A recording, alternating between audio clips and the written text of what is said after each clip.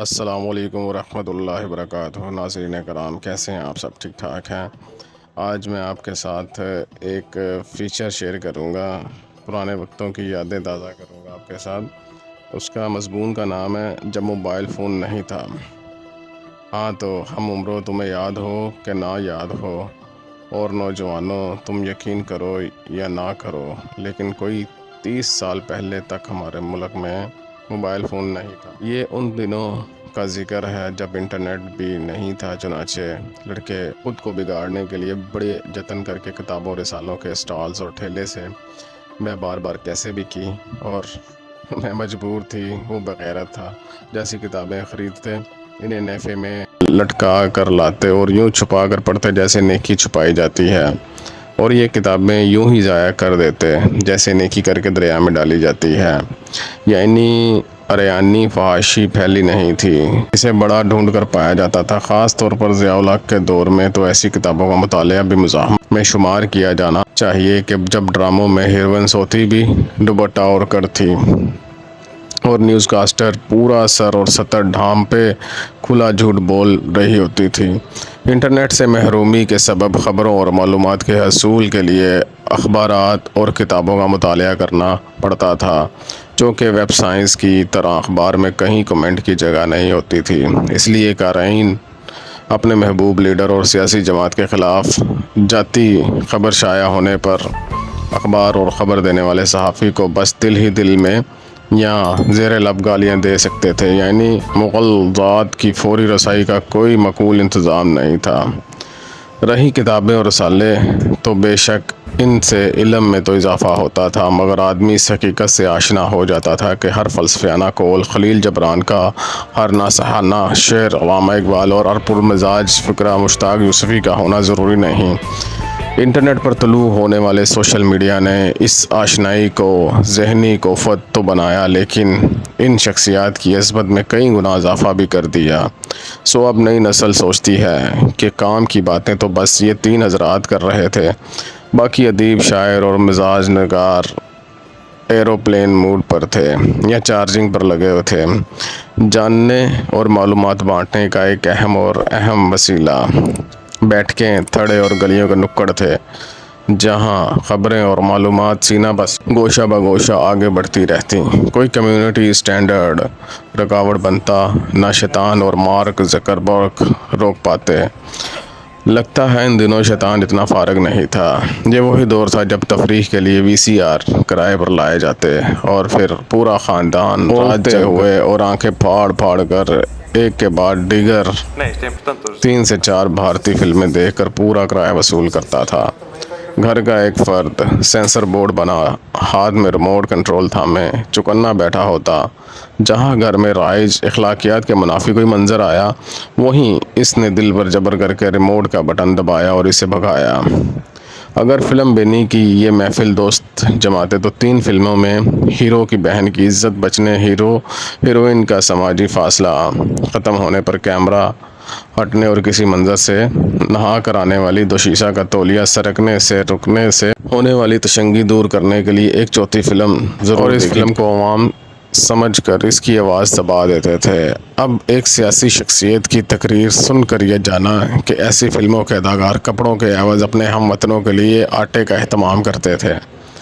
جی یہ وہی زمانہ ہے جب نجی چینل بھی نہیں تھے، لہذا سیاستدانوں کو کسی اینکر کے سہارے کی بغیر اپنی مدداف کے تحت آپس میں لڑنا پڑتا تھا۔ لے دے کر ایک PTV تھا جس کی پالیسی تھی کہ جو دکھا رہے ہیں دیکھو ورنہ بھاڑ میں جاؤ۔ چند ڈراموں اور پروگراموں کو چھوڑ کر PTV کی نشریات کا یہ حال تھا کہ بہت سے ناظرین نے بھاڑ میں جانا پسند کیا۔ سرکاری چینل کی نشریات شام کو شروع ہو کر رات 12 بجے ختم ہوتی۔ لوگ PTV کے ڈرامے بڑے شوق سے دیکھتے تھے۔ ان ڈراموں کا ایسا سحر تھا کہ ناظرین خبرنامہ بھی ڈرامہ سمجھ کر دیکھتے تھے اور ملک کے حالات جاننے کے لیے BBC ریڈیو کا رخ کرتے تھے۔ یاد آیا یہ وہی دن تھے جب فیس بک، ٹویٹر اور واٹس ایپ جیسی سماجی ویب سائٹس نہ ہونے کے باعث سینہ بسینہ جھوٹ پھیلانے میں خاصا وقت لگ جاتا تھا، اور ناراضگی کے اظہار کے لیے انفالو یا انفرینڈ کرنے کی بجائے آمنے سامنا ہونے پر انجان بن کر ضرورت پڑنے پر سائیکل اور استری جیسی اشیاء اور مہمان آنے پر پنکھا اور چارپائی دینے سے صاف انکار کر کے اپنی خفگی ظاہر کی جاتی تھی۔ موبائل نہ ہونے کا باعث انگلیاں اتنی فارغ تھی کہ آدمی پورے انہماک سے ناک کی صفائی اور پوری فرصت سے سر کی کھجائی کے بعد بھی یہ سوچتا رہ جاتا تھا کہ اب ان کا کیا کروں۔ بہت سی خواتین ایک دوسرے کے سروں سے جوئیں نکالنے کو انگلیوں کا بہترین مصرف جانتی تھیں۔ مورخین کا کہنا ہے کہ یہ خدمت انجام دیتے ہوئے سروں کا لات جوئیں جوں کی توں چھوڑ دی جاتی تھیں۔ ایسا نہیں کہ یہ خواتین تفتیشی اور احتسابی اداروں کی طرح جوؤں میں امتیاز اور تفریق کی قائل تھیں۔ ان کی سوچ یہ تھی کہ سب مار دیں تو پھر کرنے کو کیا رہ جائے گا۔ قبل از موبائل دور میں کسی سے رابطہ کرنا، بلانا اور پیغام پہنچانا بڑا مشکل تھا۔ جب معاملہ محبت کا ہو تو یہ مشکل اور بڑھ جاتی تھی۔ رابطے کے ذریعے گلی میں یا درسگاہ کے باہر انتظار، خط اور لائن فون، یوں سمجھو کہ جتنی دیر آج موبائل فون پر بات ہوتی ہے اس سے کئی گنا زیادہ وقت انتظار میں صرف ہو جاتا تھا۔ پھر ملاقات اتنی مختصر ہوتی تھی جتنا میسیج لکھنے میں وقت لگتا ہے۔ خط لکھنا ایک جھنجھٹ تھا اور اس سے بڑھ کر محبوب کو متاثر کرنے کے لیے خط میں شعر ٹانگنا۔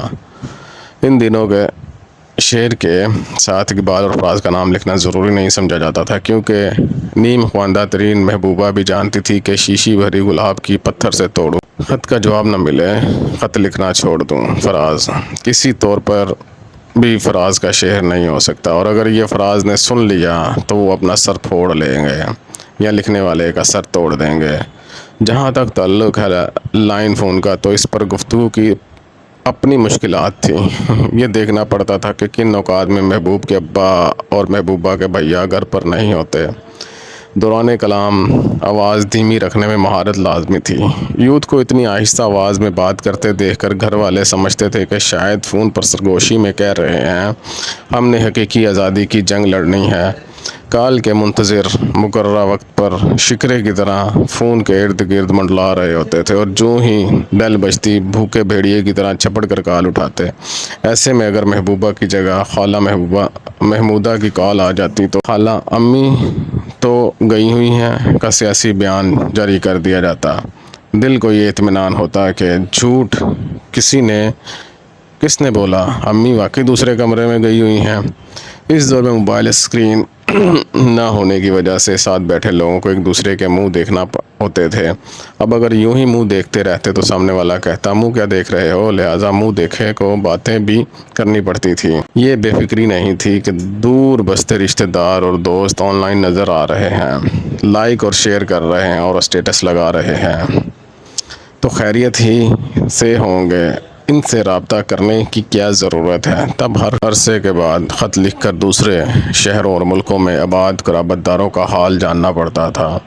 عید بقر عید پر بھی سارے عزیزوں اور جاننے والوں کو ایک کلک سے مبارکباد دے کر نپٹا دینے کی سہولت میسر نہیں تھی، سو عید کارڈ منتخب کرنے، خریدنے اور اس پر لکھ کر بھیجنے کی جھمیلوں میں پڑنا پڑتا تھا۔